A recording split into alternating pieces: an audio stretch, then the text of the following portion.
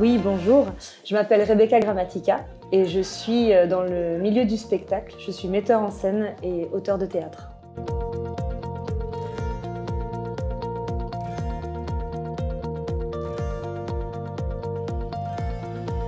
Tout simplement parce que c'est un projet personnel que j'ai, de vouloir investir dans l'immobilier pour sécuriser mon avenir, tout simplement.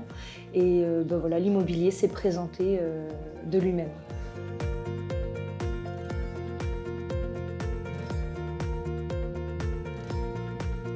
Alors moi, je fais une grande différence entre la passion et le métier. Même si mon métier est un métier de passion, ça reste quand même un business et une entreprise. L'immobilier ne me permettra pas de financer mes passions, dans le sens où c'est une entreprise pour laquelle je suis rémunérée pour faire ce travail. Et l'immobilier viendra en complément.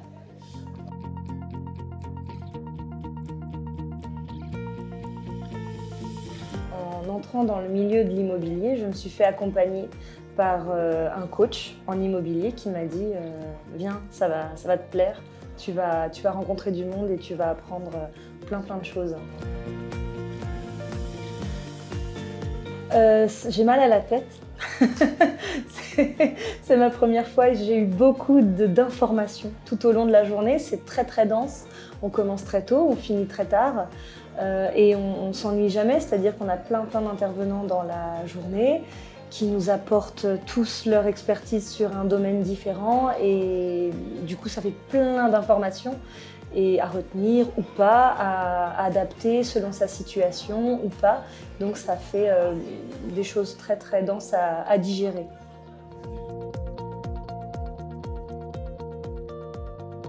Et ben, encore une fois, les ambiances des rencontres de l'IMO, top. Enfin, c'est ma première fois, j'ai pas beaucoup de recul, mais je rencontre des intervenants très ouverts, disponibles, souriants, des participants dans le même état d'esprit, des coachs dans le même état d'esprit.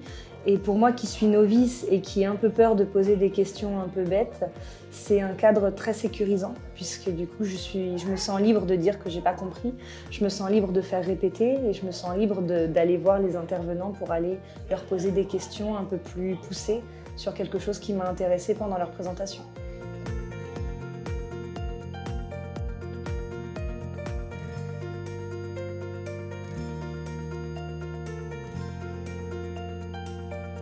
Oui et non. Non, parce que moi j'investis pour faire de la colocation et que ça a conforté le fait que c'était bien ce qu'il fallait que je fasse dans la ville dans laquelle j'ai envie d'investir.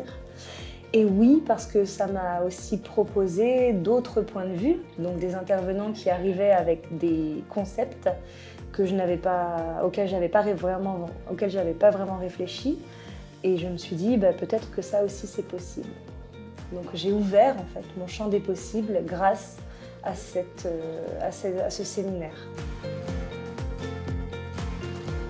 Absolument, oui.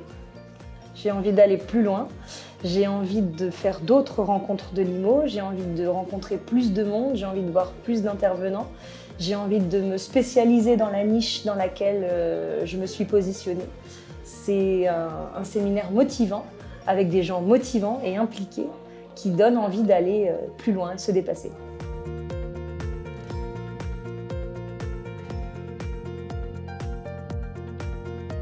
Un milieu qui fait peur, oui. Parce que on vient tous avec des croyances et je pense que la première croyance, c'est des croyances limitantes, j'entends. Et la première croyance limitante, c'est voilà, tu n'as pas beaucoup d'argent, tu ne vas pas pouvoir investir dans l'immobilier. Parce que pour acheter de l'immobilier, il faut forcément avoir une grosse mise de fonds ou connaître les bonnes personnes, être au bon endroit, au bon moment. Et ça, c'est le genre de croyance limitante que j'ai dû casser pour avancer dans mon projet. Mais c'est des choses que j'ai fait seule et que je continue à faire là avec d'autres croyances limitantes. On fait sauter les verrous en fait. Mais c'est un long chemin en fait, qu'on fait tout au long du processus d'achat immobilier.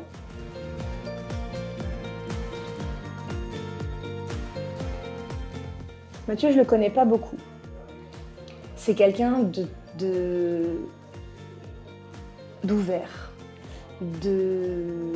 d'avenant, de bienveillant. On sent que quand on va lui parler, il est open, il est OK, on va pouvoir bénéficier de son savoir sans jugement. Et c'est ça que j'ai apprécié quand je suis allée lui parler les rares fois où je l'ai vu.